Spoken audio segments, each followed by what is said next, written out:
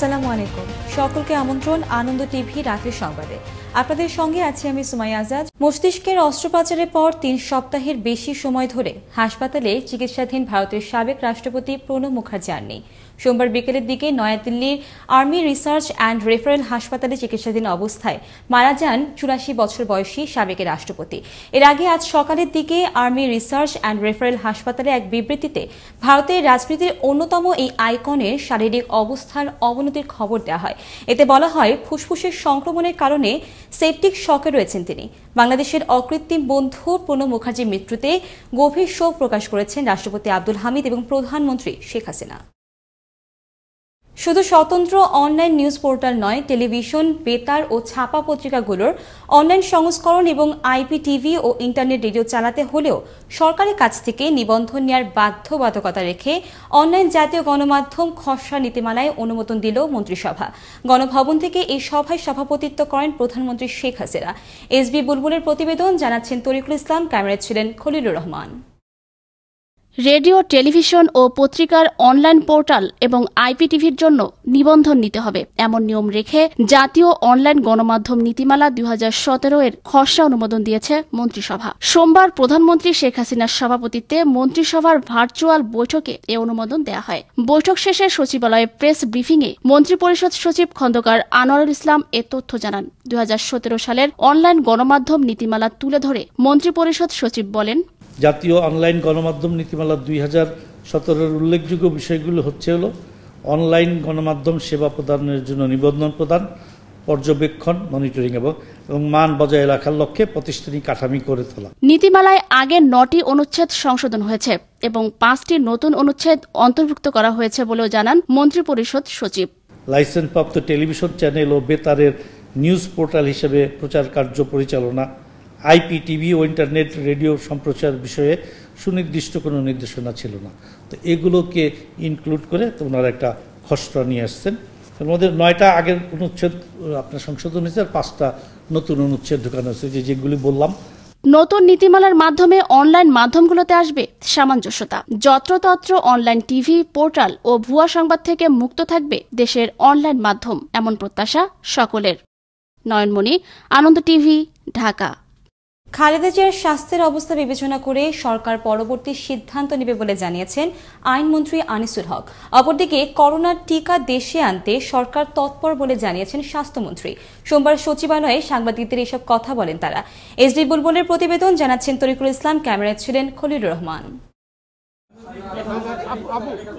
মন্ত্রিসভার বৈঠক শেষে মন্ত্রিসভা কক্ষ ছাড়ার সময় সাংবাদিকদের সঙ্গে কথা বলেন আইনমন্ত্রী। স্বরাষ্ট্রমন্ত্রী আসাদুজ্জামান খান কামাল এ সময় তার পাশে দাঁড়িয়ে থাকলেও কিছু বলেননি। আইনমন্ত্রী আনিসুল হক বলেন, তিনি খালেদা জিয়ার পরিবার থেকে একটি দরখাস্ত পেয়েছেন। যেহেতু আগামী 24 তারিখ খালেদা জিয়ার সাময়িক মুক্তির মেয়াদ শেষ হয়ে যাবে, তারা সেটির এক্সটেনশন চেয়েছেন। আমি শুনেছি মাননীয় স্বরাষ্ট্রমন্ত্রী আমাকে বলেছেন যে তিনি একটি দরখাস্ত পেয়েছেন, যেহেতু আগামী সেপ্টেম্বরের 24 তারিখ এই 6 মাস শেষ হয়ে যাবে, তারা সেটার এক্সটেনশন চেয়েছে। ওনাকে যখন 6 মাস আগে একবার মাননীয় প্রধানমন্ত্রী মানবিক কারণে মুক্তি দিয়েছিলেন 6 মাসের জন্য, তো সেইটা আমরা তার স্বাস্থ্যের অবস্থা বিবেচনা করে দরখাস্তে কি লেখা আছে সেই সব বিবেচনা করে সিদ্ধান্ত নেব। অপরদিকে সোমবার সচিবালয় স্বাস্থ্য মন্ত্রণালয় সম্মেলন কক্ষে সাংবাদিকদের সাথে কথা বলেন স্বাস্থ্যমন্ত্রী জাহিদ মালেক। রাশিয়া বাংলাদেশের ভ্যাকসিন উৎপাদনের সক্ষমতা জানতে চেয়েছে বলে জানিয়েছে স্বাস্থ্যমন্ত্রী। তিনি বলেন, রাশিয়ার ভ্যাকসিনের ব্যাপারে তাদের কাছে চিঠি পাঠানো হচ্ছে। আমরা রাশিয়াতে একটা চিঠি আমরা পাঠিয়ে দিচ্ছি রাশিয়ান ভ্যাকসিনের বিষয়ে। রাশিয়ান অ্যাম্বাসেডারও কথা বলেছিলেন এবং একটা চিঠি আমরা ফরেন মিনিস্ট্রির মাধ্যমে রাশিয়ার হেলথ মিনিস্টারের কাছে পৌঁছে দেওয়ার ব্যবস্থা করা হচ্ছে। দেশের রাজনীতিতে বজায় থাকুক সহাবস্থান, আইনি প্রক্রিয়ায় অগ্রসর হোক বিচার ব্যবস্থা, সেই সাথে করোনা প্রতিরোধে সরকার হোক আরও তৎপর। অন্যান্য দেশের ন্যায় বাংলাদেশেও পাক করোনা প্রতিষেধক, এমন প্রত্যাশাই সকলের। তরিকুল ইসলাম, আনন্দ টিভি, ঢাকা। মেজর সিনহার রাশিদ খান হত্যা মামলার অন্যতম আসামি বরখাস্ত হওয়া সাবেক ওসি প্রদীপকে চতুর্থ দফায় রিমান্ড মঞ্জুর করেছে আদালত। তৃতীয় দফার রিমান্ড শেষে র্যাবের তদন্তকারী কর্মকর্তা সোমবার দুপুরে কক্সবাজারের সিনিয়র জুডিশিয়াল ম্যাজিস্ট্রেট তামান্না ফারার আদালতে হাজির করে একদিনের রিমান্ড আবেদন করেন। আদালত রিমান্ড মঞ্জুর করেছেন। এর আগে তৃতীয় দফার রিমান্ড শেষে 164 ধারায় স্বীকারোক্তিমূলক জবানবন্দি দিয়েছেন মামলার তৃতীয় আসামি বরখাস্ত হওয়া বাহারছড়া পুলিশ তদন্ত কেন্দ্রের এসআই নন্দদুলাল। সঠিক ড্রেজিং ব্যবস্থার অভাবে ব্যাহত হচ্ছে মুন্সিগঞ্জের শিমুলিয়া কাঁঠালবাড়ি নৌরুটের ফেরি চলাচল। প্রবল স্রোত ও নাব্যতা সংকটের কারণে দুর্ঘটনা এড়াতে শনিবার সন্ধ্যা 6টা থেকে ভোর 6টা পর্যন্ত অনির্দিষ্টকালের জন্য রাতে এই নৌরুটে সকল প্রকার ফেরি চলাচল বন্ধ করে দেয় বিআইডব্লিউটিসি শিমুলিয়া ঘাট কর্তৃপক্ষ। এতে যাত্রী দুর্ভোগের পৌঁছায় চরমে। মুন্সিগঞ্জ থেকে শুভ ঘোষে পাঠানো ভিডিও চিত্রে ডেস্ক রিপোর্ট। পলিযুক্ত ডুবোচর ও প্রবল স্রোতের কারণে গত কয়েক সপ্তাহ ধরে ব্যাহত হচ্ছে মুন্সিগঞ্জের শিমুলিয়া কাঁঠালবাড়ি নৌরুটের ফেরি চলাচল। উজান থেকে নেমে আসা পলিযুক্ত পানির কারণে এই রুটের চ্যানেলগুলোতে ছোট ছোট ডুবোচরের সৃষ্টি হচ্ছে। তাই প্রায় মাঝ পদ্মায় ডুবোচর ও প্রবল স্রোতের কারণে প্রায় ব্যাহত হচ্ছে এই নৌরুটে ফেরি চলাচল। এরই মধ্যে মূল পদ্মায় লৌহজং চ্যানেলে ছোট ছোট ডুবোচর ও পদ্মায় পানি কমতে থাকার কারণে রো রো ফেরি চলাচল বন্ধ করে দেওয়া হয়। এমন অবস্থায় এখনই কার্যকরী পদক্ষেপ নেওয়া না হলে চরম দুর্ভোগে পড়ার আশঙ্কা রয়েছে এই রুটে চলাচলরত যাত্রীদের। গতকালকে সন্ধ্যার থেকে আসছি, আমি সিরিয়ালে ছিলাম, ঘুরতে ঘুরতে এই পর্যন্ত মনে করেন আসছি। আমার গাড়ির ভিতরে বাচ্চা কাচ্চা আছে, বাচ্চা কাচ্চা নিয়ে খুবই একটা দুর্ভোগের ভিতরে আছি। ড্রেজিং ঠিক মতন হইলে পদ্মার পাড়ের এত যানজট সৃষ্টি থাকতো না, মানুষের কষ্ট অনুভব থাকতো না। কালকে 6টা বাজে আইছি, এই পর্যন্ত শুনতেছি ড্রেজিং করতেছি, আবার শুনতেছি যে উপর হয়েছে বেশি আর উপর। সারা রাত সারাক্ষণ এখানে ফেরিঘাটে বসে রয়েছে, আমরা ফেরি পাইতেছি না। এদিকে ঘাট এলাকার দুই পারে যাত্রী ও পণ্যবাহী মিলিয়ে পারাপারে অপেক্ষায় রয়েছে এখনও প্রায় 9 শতাধিক যানবাহন। তবে কয়েকটি ছোট ফেরি স্বল্প সংখ্যক যানবাহন নিয়ে চলাচল করছে বলে জানায় ঘাট কর্তৃপক্ষ। সংকট এবং ডুবোচরের কারণে ফেরি সার্ভিসগুলো পরিচালনা করতে ব্যাহত হচ্ছে। প্রায়শই ফেরি সার্ভিসগুলো আটকে যাচ্ছে চ্যানেলের মুখে। তাই আমাদের ফেরি সার্ভিসগুলোকে সন্ধ্যা 6টা হতে ভোর 6টা পর্যন্ত ফেরি সার্ভিস বন্ধ রাখা হচ্ছে। এখনো পর্যন্ত নির্দিষ্ট করে বলা সম্ভব না। ড্রেজিংয়ের কাজ চলছে, সেগুলো ক্লিয়ার হয়ে চ্যানেল ক্লিয়ার হয়ে গেলে আমাদের ফেরি সার্ভিস সবগুলো চলবে। দেশের দক্ষিণ ও দক্ষিণ পশ্চিমবঙ্গের মানুষের যাতায়াতের অন্যতম গুরুত্বপূর্ণ প্রবেশপথ শিমুলিয়া কাঁঠালবাড়ি নৌরুট। এই নৌরুটে নাব্যতা সংকট রোধে যথাযথ ব্যবস্থা নেওয়ার দাবি এই নৌরুটে চলাচলরত যাত্রীদের। মোস্তফা কামাল তোহা, আনন্দ টিভি, ন্যাশনাল ডেস্ক। ময়মনসিংহের ভালুকার সিডো স্টোর সখীপুর সড়কের সংস্কার কাজ 4 মাস ধরে বন্ধ। শুকনো মৌসুমে লক্কর ঝক্কর আর এই বর্ষা মৌসুমে যেন অন্ত নেই ভোগান্তির। পানিতে নাকানি চুবানি খেয়ে গর্তের গ্যাড়াকল পেরিয়ে চলতে হয় ছোট বড় হাজারো যানবাহনকে। এছাড়াও সড়কের লাউতি খালের ঝুঁকিপূর্ণ ব্রিজটিতে যে কোনো সময় ঘটতে পারে অনাকাঙ্ক্ষিত ঘটনা। ময়মনসিংহ থেকে রফিকুল ইসলাম রফিকের তথ্য ভিডিও চিত্রে আরও জানাচ্ছেন ফয়সাল মাহমুদ।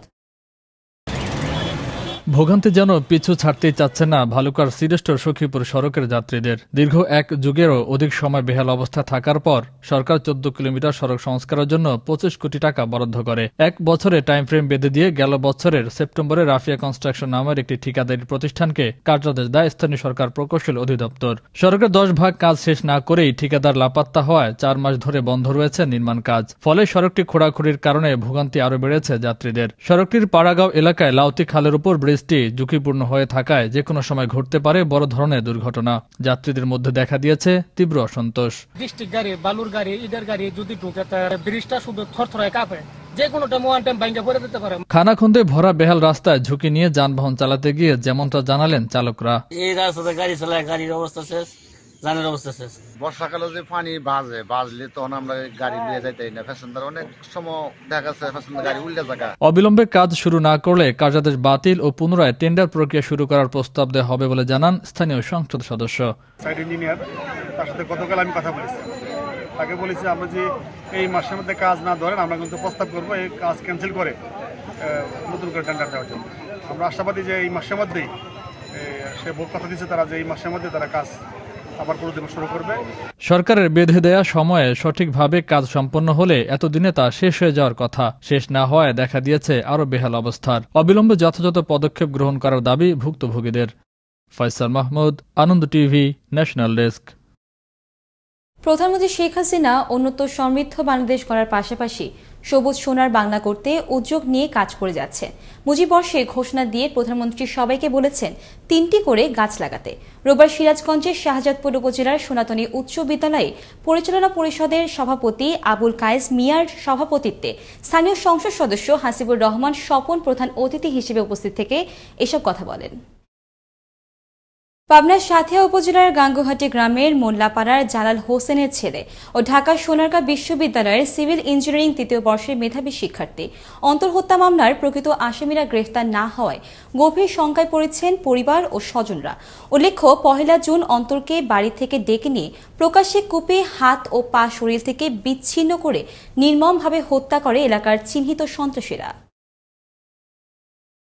রংপুরে মিঠাপুকুর অক্সিজেনের অভাবে মোশাররফ হোসেন নামে এক রোগীর মৃত্যুর ঘটনায় তার স্বজনেরা ভাঙচুর করেছে স্বাস্থ্য কমপ্লেক্সটির জরুরি বিভাগ। রোববার রাতে ঘটনা ঘটে। মিঠাপুকুর থানা ভারপ্রাপ্ত কর্মকর্তা আমিরুজ্জামান ঘটনার সত্যতা নিশ্চিত করে বলেন, রোগী মারা যাওয়ার ঘটনাকে কেন্দ্র করে নিহতদের স্বজনরা উত্তেজিত হয়ে স্বাস্থ্য কমপ্লেক্সের জরুরি বিভাগের চেয়ার টেবিল ভাঙচুর করে। তবে স্বাভাবিক রয়েছে বর্তমান পরিস্থিতি। টাঙ্গাইলে ভুয়াপুরে স্ত্রী হত্যার দায়ে স্বামী ও শ্বশুরের মৃত্যুদণ্ড ও 1 লাখ টাকা জরিমানার আদেশ দিয়েছেন আদালত। টাঙ্গাইলের নারী ও শিশু নির্যাতন দমন ট্রাইব্যুনালের বিচারক খালেদা ইয়াসমিন সোমবার এ রায় প্রদান করেন। 2016 সালের 27 নভেম্বর যৌতুকের 1.5 লাখ টাকা দাবি করে। টাকা দিতে না পারায় তাসলিমাকে হত্যা করে লাশ যমুনা নদীতে ভাসিয়ে দেওয়া হয়। সোমবার আসামিদের আদালতে হাজির করার কথা থাকলেও তারা উপস্থিত হননি। এই ছিল এখনকার মতো। করোনা থেকে আপনি এবং আপনার পরিবারকে সুরক্ষায় রাখতে সরকারি নির্দেশনা মেনে চলুন। জরুরি প্রয়োজন ছাড়া বাসা থেকে বের হবেন না। আনন্দ টিভির সর্বশেষ সংবাদ এবং বিনোদন সবার আগে দেখতে www.facebook.com/anandotv পেজে যুক্ত হন। ধন্যবাদ সকলকে। শুভরাত্রি।